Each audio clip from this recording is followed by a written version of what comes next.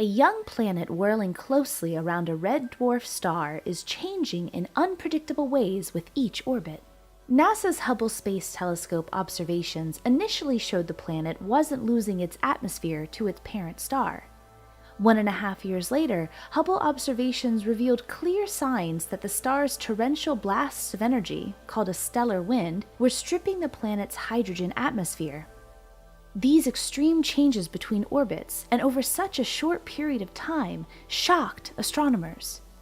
Red dwarfs are the most abundant stars in our Milky Way galaxy, and they likely host most of our galaxy's planets. But can these planets be hospitable to life?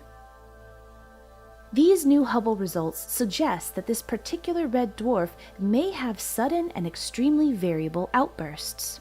Under these intense conditions, planets forming within the first 100 million years of the red dwarf star's birth should experience the greatest loss of their atmosphere, possibly stripping it away completely.